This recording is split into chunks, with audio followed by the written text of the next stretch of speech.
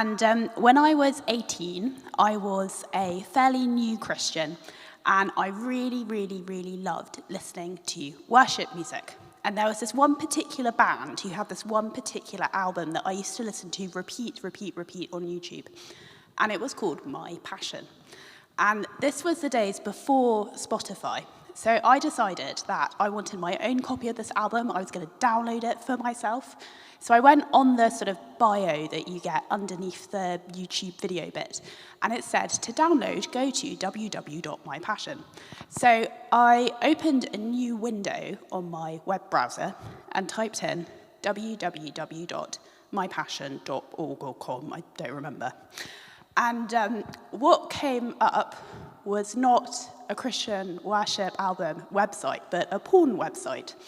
And it wasn't just any porn website, it was like a leather-clad whipping thing. And I don't know if in heaven there is an award for the most innocent possible way to end up looking at porn, but I think looking for a Christian worship album, it should be, top 10. And Marcus introduced our topic for this morning by coming up to me the other week and with zero preamble or context said, "Amanda, how are you on sexual temptation?" And I just want to say, if you are here for the first time, we do not talk about sex every week, just a disclaimer. But this morning, we are continuing with the story of Joseph. And as we just heard, he has just been tempted by Potiphar's wife. And I think this story is so relevant to us today because we live in a culture that is completely sex-saturated. Sex is everywhere. And you might have heard of Billie Eilish. She is the famous Gen Z Grammy Award-winning superstar singer. And she sang the theme tune to the latest James Bond movie. And when it came out last December, she gave an interview and said that she had become addicted to porn when she was 11. And as someone who has grown up in this new generation, which has been encouraged to have sort of zero inhibitions, if you like, in regards to sex, she said this: "I think it really destroyed my brain, and I feel incredibly devastated that I was exposed to so much porn." Eilish is now 20. So sex is everywhere, and it has consequences. And I want to say at the offset that I am not standing here with a microphone as the trainee vicar and someone who is perfect. I am a sexual sinner, but God redeemed me. And I'm not going to say that I've never sinned in this way because it's a lie. But we all live in this sex-saturated culture. And like Eilish, that culture, it has an effect on us. But Jesus chose to enter into our messy human lives with all of its brokenness, all of its confusion. And he loves us, and he chooses to redeem us. Jesus loves me, and he redeemed me. And Luke said last week that God is kinder than we are. And I think God is also kinder to us than we sometimes are to ourselves. God doesn't get embarrassed. He's not your parent giving you the talk when you were that age. He isn't ashamed to talk about sex. And actually, he wants to set us free from the things that make us feel ashamed. So again, at the offset, sex was never meant to be something dirty. Sex is God's idea, and that means it's a good idea. And how you use your body sexually matters because you matter to God. In 1 Corinthians 6, verse 18, the Apostle Paul says to flee from sexual immorality. Because if you sin sexually, you sin against your own body. And I think what that means is that actually you can harm yourself. Like Billie Eilish, she goes on in that interview to say that when she began to have sex, she wasn't able to enjoy it because her view of that kind of intimacy had become so warped. And that's one of the reasons that God puts sort of boundaries around this area. Not because he's a killjoy, but because he wants the best for us. And what he says is that the safest, most secure place to enjoy sex is in marriage, in a covenant commitment that says, I will be faithful to you before God for as long as I live. And that is the context where it's safe to be totally vulnerable with another human being, or to be naked and unashamed before God and before your partner, which is how the first marriage is described in Genesis 2. And God, he loves us so much that he sent his son to die for us. And when Jesus died for us, he died in a human body on the cross to bear all of our sin and shame. And when he did that, actually, he redeemed our human bodies so that we would no longer bear sin or shame. And Paul, he finishes that passage by saying, you were bought at a price, therefore honor God with your body. And at the same time, we have a Saviour who loves us, and we have an enemy who hates us. And the Bible describes the devil as being like a prowling lion going around looking for someone to devour. And I think one of the ways in this culture, in this generation, that the devil wants to keep Christian men and women down is by having them locked in this battle with sin and shame in this area, because so often we just don't want to talk about it. But God, he is kinder than we are to ourselves. And he isn't looking for our failures. He is looking to set us free. And I believe he wants to empower us, even this morning, to navigate faithfully the Christian life in this crazy, sex-saturated world, which brings me to Joseph. Because the title that I was given is Joseph Part 2, Triumphing Over Temptation. But if I was going to give it a subheading, I would say Joseph, Man of Faith. And if you look at chapter 39 in your Bibles, in verse 2, it introduces it by saying, the Lord was with Joseph. And then in verse 3, Potiphar, his master, sees that God is with Joseph, so he puts him in charge of everything. And then in verse 5, the Lord blessed his whole household. Joseph is with God, and he is blessed. And he's also blessed in the looks department. And I love the way the Bible says this. It's like he's well-built and handsome, which I think is biblical language for being he's a stud. And his master's wife notices, and she invites him to come to bed with her. And thus begins the plot line of Desperate Housewives. But what is outstanding about Joseph isn't just his sort of good looks, but his integrity. He is a man of faith. And one definition of integrity might be someone whose behaviour is the same in public and in private. And I think Joseph shows that in regards to Potiphar's wife. In verse 8, he refuses to sleep with her. And he says, your husband has entrusted me with the care of his whole household, withholding nothing except you. And if Potiphar can trust Joseph with his finances, then he can trust him with his wife. And then in verse 9, Joseph says, how could I sin against God? He is a man of faith. He has total integrity, and from the outset, his values are defined by his faith. And what I find really helpful here is that he doesn't compromise. When he says, in verse 10, it says he refuses to even be in the same room with her. And I think Joseph sets this up in a sort of black and white way. And in the middle, there's that awkward grey area, but he refuses to be in the same room with her. He won't go into the grey.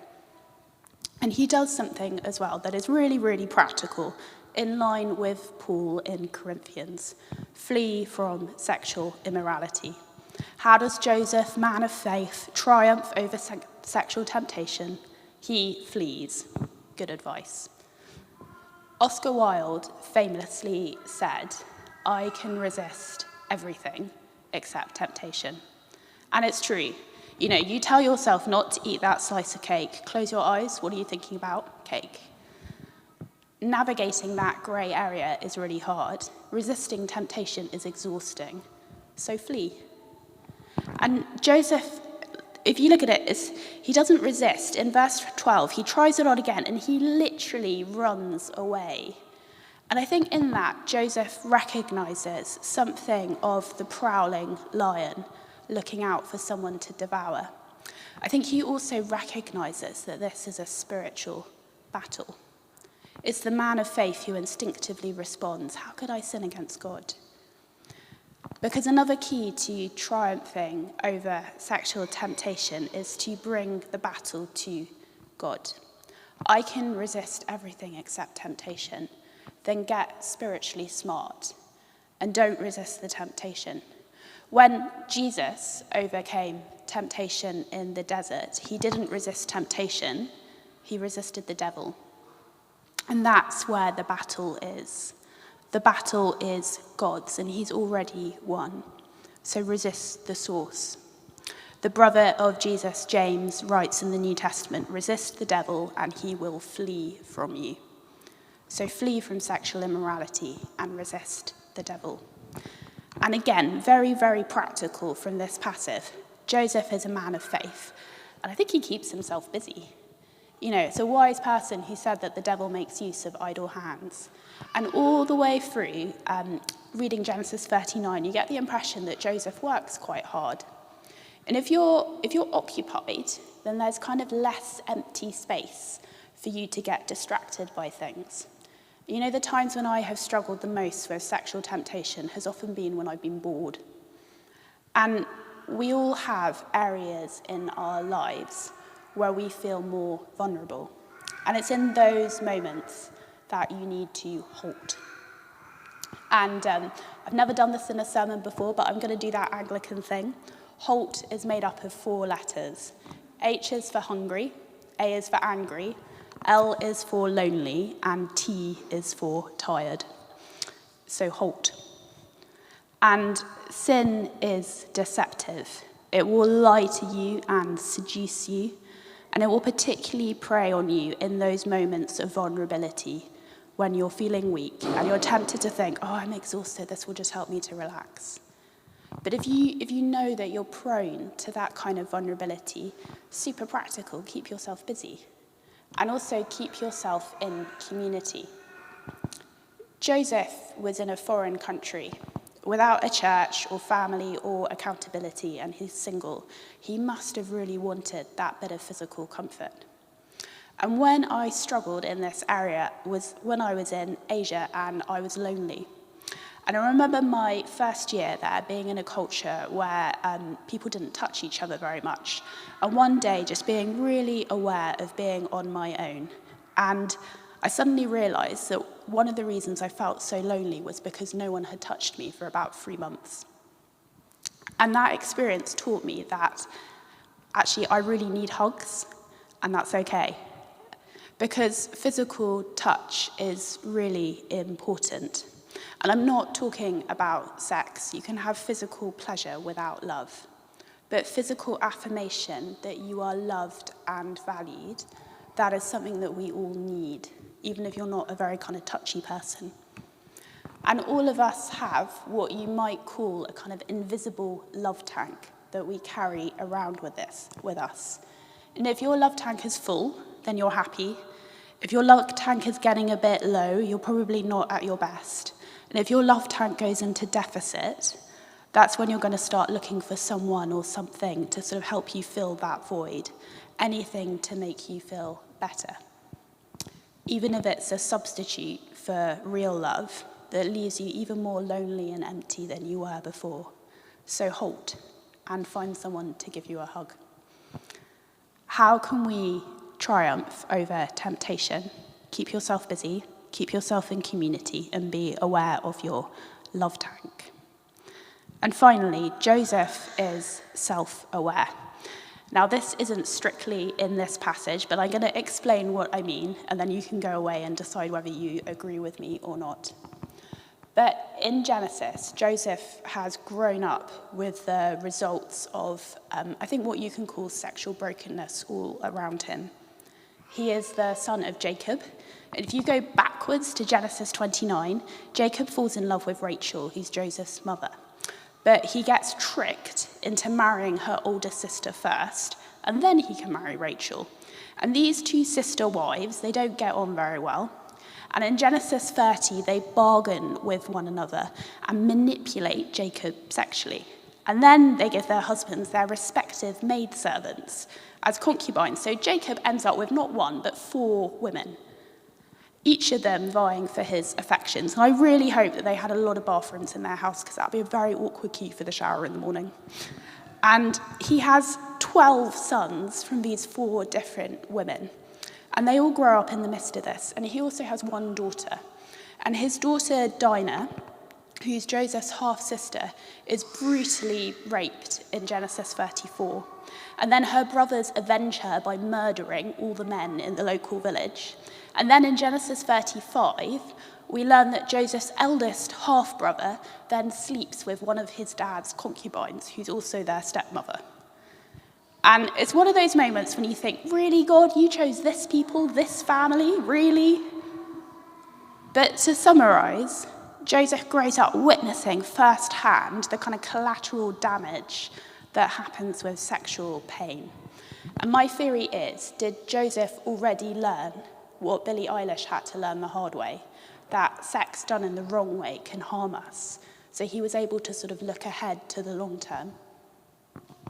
And triumphing over temptation, I think, can be about being aware of our own histories, what we've inherited from our parents, what we've experienced ourselves, and how that can impact us, and then actually going to Jesus and say, I need you to heal me, because he really wants to set us free from all of that.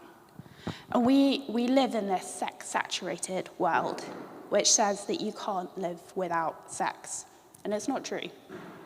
And it says that you can have sex without consequence. Do what you like, it won't hurt you. Not true. That reduces sex to an appetite that just needs to be fed. Not true. That says if you're not having sex, then there's something wrong with you. Not true. That says you need to check your sexual compatibility before marriage. I was told that. Not true. That says your body, your rules. And we have a God that says you are precious. Your body is precious. It was bought at a price, and it matters to God what you do with your body, because he loves you that much. And in this passage in 1 Corinthians 6 that I've been referring to, in verse 19 it says, do you not know that your body is a temple of the Holy Spirit?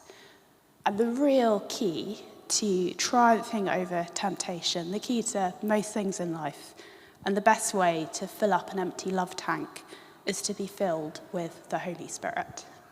Again and again, to keep on coming back and asking for more. And God, he is so willing to give. That same power that raised Jesus from the dead lives in you. And that power is able to resist the devil. That power can heal you from past pain and hurt. It can empower you. It can break addiction. It can break lies. And it gives us true joy and fulfillment. It's how God shows us that he loves us, by filling us with the Holy Spirit. And if you need to be filled, or if you're struggling with temptation or loneliness, then ask someone to pray for you. And receiving prayer does not mean that you failed. It just means that you're not proud. And this story ends with Joseph getting unfairly thrown in prison. But it says in verse 21, the same way that it began, the Lord was with him. He showed him kindness and gave him success in whatever he did.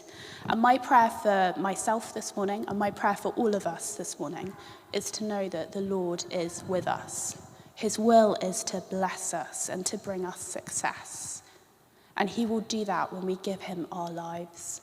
He longs to bless us because God is kind. Amen.